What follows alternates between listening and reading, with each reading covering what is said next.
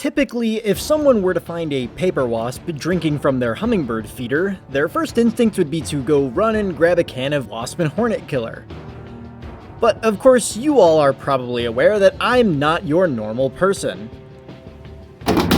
In fact, seeing this paper wasp hanging out on my hummingbird feeder was one of the coolest things I've experienced all week.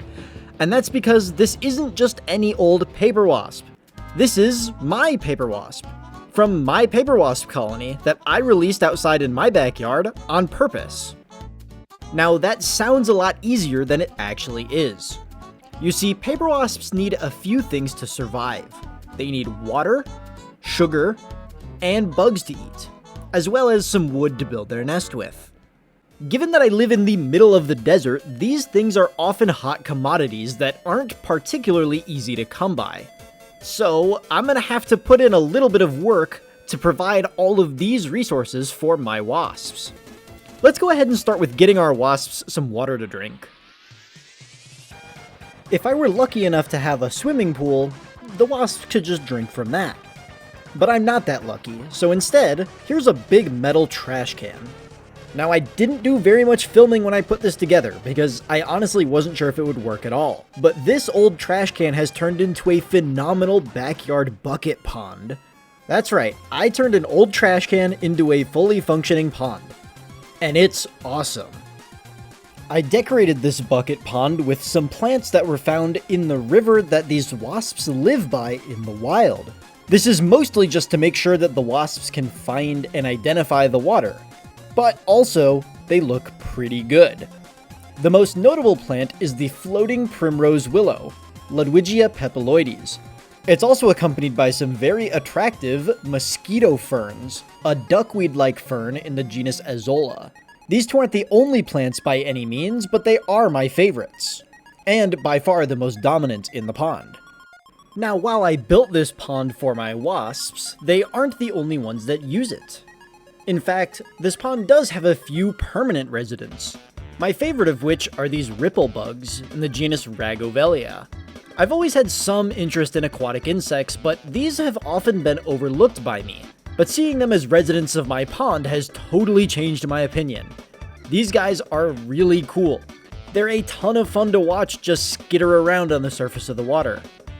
I also have a couple snails in there, or at least one that I've seen, although I plan on adding more to keep algae growth under control. So now that we've got our source of water figured out, it's time to move on to sugar. Truthfully, in the wild, wasps will get their sugar from flowers, in the form of nectar. And I think that mine can probably do the same in my neighborhood, but I want to be absolutely certain. Thankfully, it's really easy. As alluded to in the beginning, all I really need to do is set up a hummingbird feeder. And if I'm lucky, I'll see my wasps drinking from it. So that's 2 out of 4 down, but while we're here, I'm just gonna check everything off, because the bugs that these guys eat are mostly in the form of caterpillars. And where do you find caterpillars but in trees? Trees that have wood that they'll use to build their nests. And so because my neighborhood does in fact have trees, I think that these guys will be okay. So, now that I have relative confidence that my wasps are going to be able to find everything they need outside, it's time to put them outside. What? You guys think I put the wasps outside before I finish doing all that stuff? Yeah, no, they're in a tank inside my house. And that's for a couple of very good reasons. One, of course, is that I need to make sure outside is actually suitable before I put them out there, but the more important reason is that I need to make sure they won't abandon their nest. In fact, this isn't the first wasp colony that I've tried to release in my yard. The unfortunate thing when relocating a Polistes colony is that sometimes they're a little silly, and they'll fly away from their nest without even looking at their surroundings, and by the time they realize that their nest has been moved, they're completely lost and have no idea how to get home. At least, that's the theory. So, what I'm going to do this time is take this whole clear tank outside so they can see their surroundings without being able to go and fly away and get lost. Now, admittedly, I had no idea if this was going to work, but it made sense in my head. So I stuck their tank, as well as the box that their nest was going to sit in permanently, right under the window that I was going to mount them on. This way, they'd be able to see outside and see their surroundings, as well as get an idea of where their nest is in relation to those surroundings. Of course, the only way to see if this would actually work is to hang them up after a day and see if they all got lost. So that night, with some very crossed fingers, I hung their nest up on my window, and all I could really do is wait until the next morning to see what would happen.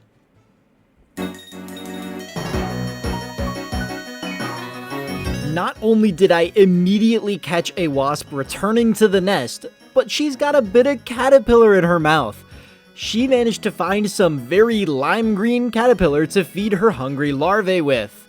This is fantastic news. I was honestly unsure if there would be any caterpillars in my neighborhood for these guys to take advantage of, but clearly there is. In fact, the longer I watched, the more food these guys were bringing back. It took them no time to find where the food was and go and hunt it down. And honestly, watching these wasps return home with food reminds me of how I felt when I first started keeping ants 7 years ago. It's like I'm rediscovering that same magic all over again. Except now, I'm kind of just watching from afar. It's not like I'm feeding them, they're kind of doing it all themselves, which, in a way, honestly kind of makes it cooler.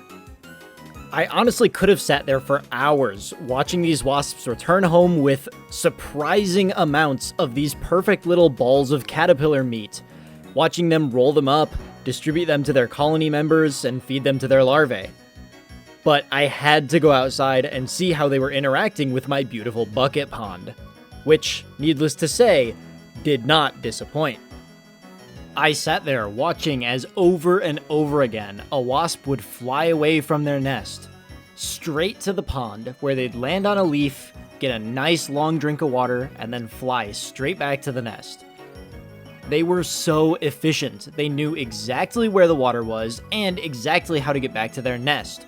All of a sudden, any worries that I had about them getting lost or being unable to find the water evaporated. These wasps were absolutely thriving. One interesting behavior that I noticed later in that afternoon was them using their wings to fan the nest down. Only late in the afternoon, the box gets hit by some direct sunlight, and so as the air inside heats up, they'll use their wings to cool everything back down.